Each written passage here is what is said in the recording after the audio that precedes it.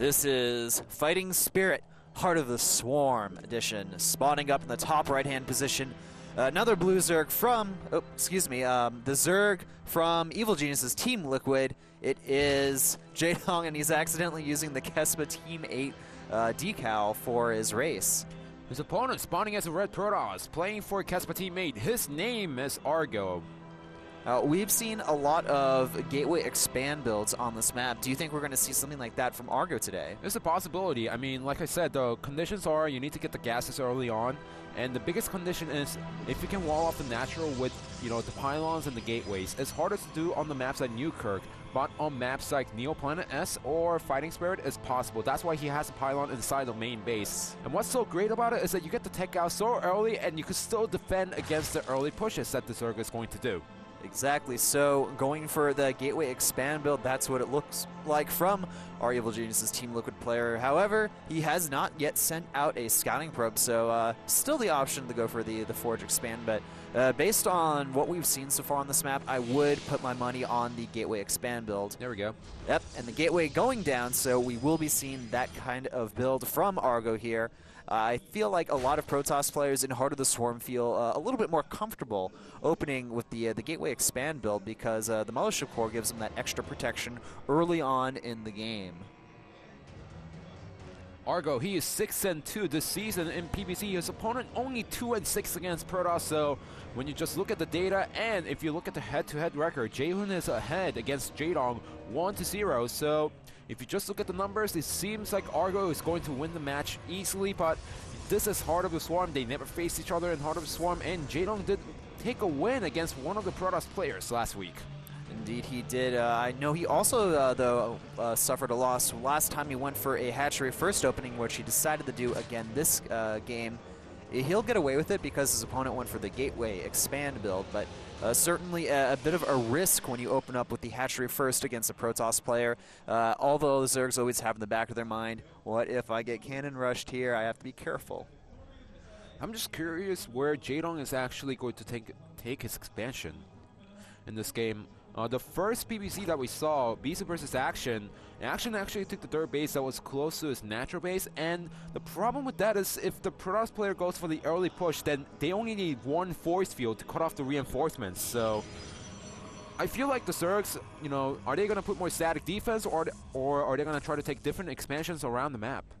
Yeah, we could even potentially see, like we were talking about in the past. Style. Yep, the Brood War style expand build. So that is something we could see develop on this map. I'm sure a lot of the pro players that play Brood War have thought about doing that, but having that high-yield Vespene gas is just, it almost feels like it's too good to pass up. Seems like Jaedong actually made a gas and then only mined up to 100 gas just to get the speed out in time and try to harass his opponent and be annoying as possible. Just be annoying as possible. And look at this, we are only 4 minutes 36 seconds into the game, and Argo already has a Stargate coming out. So Stargate openings are a lot more common nowadays, and especially in Heart of the Swarm, there's so many different things you can do with them now. And if you look at the time, it just shows you that if you go for the one base, the Gateway Cybernetics Core expansion build, then you can get the tech out so early. That's why Zerg players, I think that's the reason why Jaedong is not taking an expansion just yet. He doesn't have to go for the third hatchery pretty soon, and there we go. He has Whoa! Wait a minute! Oh my! He is taking the expansion in the middle of the map. This is quite interesting because if you think about it, this middle expansion, it's also a high yield expansion. It is high yield, but I'm not too sure if middle expansion is great in this position because it's crossed, which means that if Jaehun actually does some kind of push, then he's gonna spot this no matter what. So he's gonna be able to take it down with a relative ease, and he's not going to scout it right now. He is going to completely miss that. I think that until he decides the move across the map, he will not spot this expansion. Now, remember on Fighting Spirit, when the players attempted to do this kind of strategy, like the earlier version of Fighting Spirit, and I think they were high yield, and the Zerg player actually made a hatchery close to his opponent's base, and it ended up working out very well for him. Fighting Spirit? No, on the original Neoplanet S, right? It wasn't even Planet Neo S. back then, it was just Planet S. Planet S, right? Yeah. And Argo, he's going to go complete air toss. So this is actually going to work out for Jaedong, which means, because going for the second Stargate means that Argo is looking more towards the mid to end game, and he's not going to push out anytime soon. So Jaedong, even if he went for this expansion, he is not going to get punished. And in fact, this is actually working out for Jaedong really well. Jaedong applying a little bit of pressure. Oh, that creep is spotted. That should change Argo's game plan. Argo is going to probably be like, wait a second. Did you actually just take the middle expansion? Are you that crazy, Jaedong? Well, maybe you are, but this will definitely change how Argo thinks about this matchup. But now he's got to know at this point. You know, he barely spotted the creep last time, but after seeing that, he knows. And now I'm really curious to see how Argo plans on dealing with this. So more Phoenix on the way from Argo, and a little bit of a Zergling harass here from Jaedong, just trying to be active on the map here. But the Phoenix count is going to get pretty high very soon, and a little bit annoying for Jaedong to deal with. Burrow is on the way as well, in addition to a Roach Warren, so we could potentially see maybe some type of Burrow Roach push. Maybe, but look at this Argo. He's getting up to 4 gateways. Getting a 2-star gate is already, you know, tech heavy enough, but he's getting up to 4 gateways, and I would expect him to actually push out and try to punish the middle base a little bit. Look at this Pro moving out. He's gonna get up to 4 gateways, no problem, and all he has to do is use the force fields and get some zealots out to kill some drones or even kill the hatchery. Yeah, a little bit of a misstep a bit earlier there from Jaedong. He lost his queen, it was a bit out of position, and now we have Argo moving across the map with a pretty strong amount of zealots and sentries here, but now the Zerglings, they're keeping that Protoss force busy, and Argo is still not opting to get any Void Rays yet in this army composition, just going straight Phoenix. But remember, these zealots are unupgraded, so it's not going to be as powerful as the regular Forge Fast expansion. Indeed, now here it looks like Argo, he's going to go for the push here. And excellent burrow tap finish just in time, so the Roaches will not be able to die easily to this pressure here.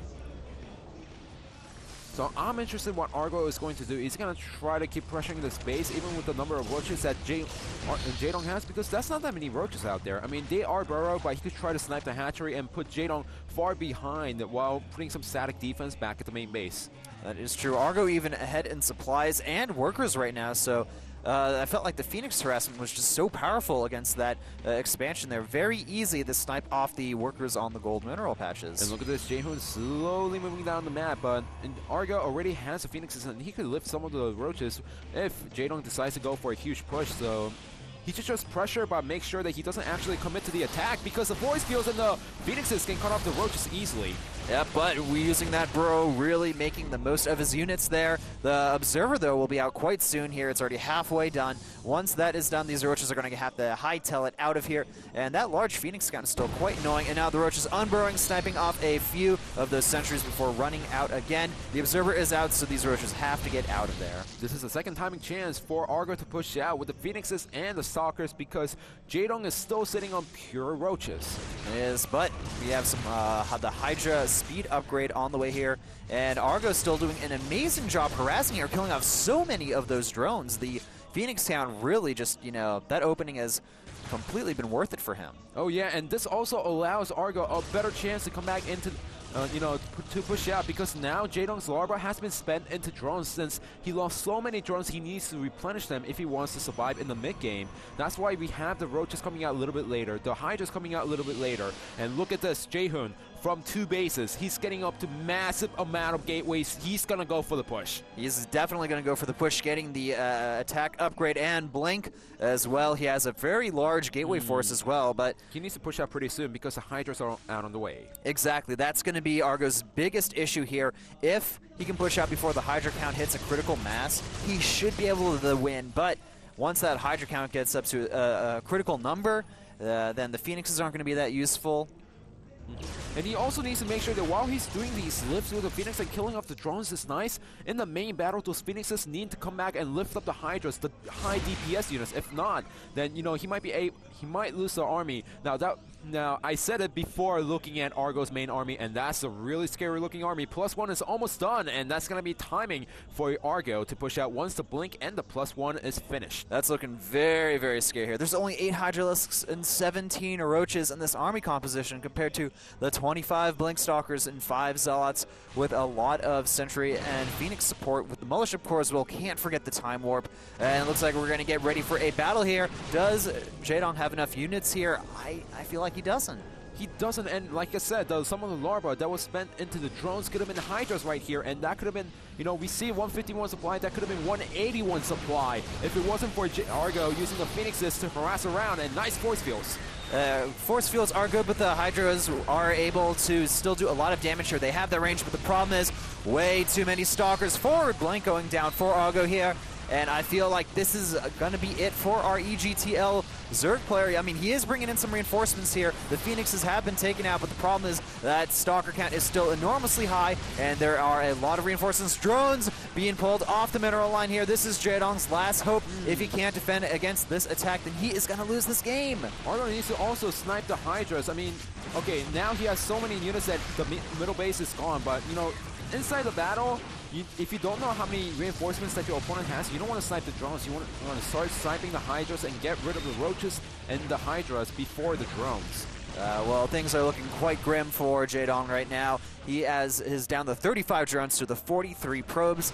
I feel like that Phoenix harass early on in the game, that killed over 20 workers. It was a ridiculous amount. Oh yeah, it was a ridiculous amount, and that also saved Argo from facing a smaller army during this battle. Now, seems like he wants to take out the middle base, and I don't know why he went for the assimilators. He could have just gone for the counterattack and win the game. Even Ty's thinking that right now. Hey, Argo, just go kill Jaedong. He's dead now, man. What are you doing? Yeah, you don't want your opponent to come back into the game because some Protoss players, they think that they're so far ahead with only gateway units, and then they destroy everything else before going for the natural and the main base. And once they get there, they realize that the Zerg has so many Roaches, so many Hydras, and they lose the game eventually. So you want to make sure that you take out the base, but you also want to make sure that you're not giving Zerg too much time to come back. And Argo, he's doing a really nice job just cutting down some of the Zerglings, and now with the Blink, there's no way that he could lose the game as long as he reinforces constantly. Yeah, Jaedong doing a very nice job sniping off a few of these units here and there. The biggest issue, though, is he is just behind on economy by humongous stretches, and Jaehoon has that Blink upgrade like you mentioned, and he has a humongous, the huge ability to reinforce with so many gateways. It's just a matter of time before Jaedong goes down. Okay, here we go. Jaedong, one last attempt with this attack, but it is not going to be enough. Not even close. Yeah, when the drones get pulled off the mineral line, you know, that's when things are looking as grim as they could possibly be. Jaedong even loot now the forward Blink onto those Hydralisks. That's going to be it. GG. So quick 2-0 for teammate here, taking out Hero and Jaedong back to back. And I have to say, Argo won that game in pretty convincing fashion. Well, Jaedong went for the risky build by taking the expansion in the middle of the game, and he paid for it. He certainly did. I feel like the Phoenix harassment was extremely successful as well, despite the Spore Crawler count. I feel like you need at least 2 at each base in the perfect positions if you're going to try the deal with that Phoenix harassment. Oh yeah, especially if it gets more than 6 Phoenixes. Yeah, I believe he got about 8 Phoenixes 7 there. to 8. Yeah, and I feel like that may actually be a better number to harass with than that average number we see of 5. Well, it's a little iffy because now it's the problem of, do you spend that much money into Phoenix and can you actually micro them well? If not, you just wasted so many minerals and gases into Phoenix. You could have used that to get more 1 Colossus out, to get